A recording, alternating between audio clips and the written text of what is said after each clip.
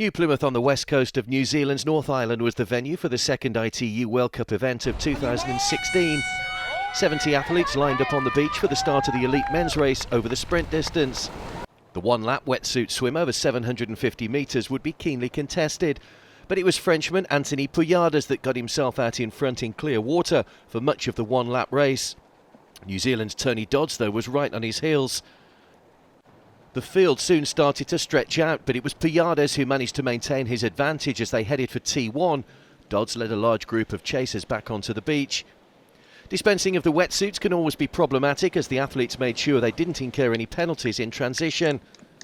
Russia's Alexander Brukankov and defending champion and race number 1 Richard Murray from South Africa were in the large group that prepared to head out on the 4-lap 20-kilometre bike. Brukankov had finished down in 28th in his season-opening race in Mooloolaba and was looking for a good showing here ahead of the next WTS race on Gold Coast. Murray transitioned right alongside the Russian, having won 3 of his last 5 ITU races. Pouillard's and Ryan Sissons, racing on home soil, were soon into their stride, trying to build a lead over the large peloton behind. Turkey's Jonas Schomburg also tried to get away from the pack to join the 2 leaders. Belgian Martin van Riel led the chasers, as they soon came together to form one large group of 34. A brave breakaway though from the USA's Ben Canute and Andreas Schilling from Denmark saw them lead for the final 10 kilometres of the bike and enter T2 first. The lead though was a mere 26 seconds, but at least they managed to avoid any issues in what was soon to become a busy transition zone. Murray has started the season in top form, and he was in the group behind along with Aussie Aaron Royal and Pouillard's, who'd been unable to maintain his place at the front. A quick transition and the South African was soon into his stride, having earned his first ever World Cup victory here last year.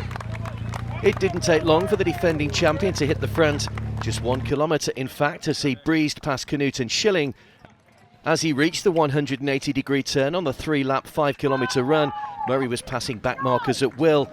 Schilling though had also made a break as he looked for a first podium since a 3rd place in Tishuavaros last year.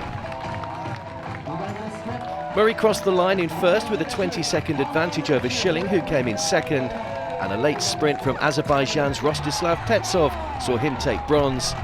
But it's 6 ITU podium finishes in a row for Murray, who successfully defended his title.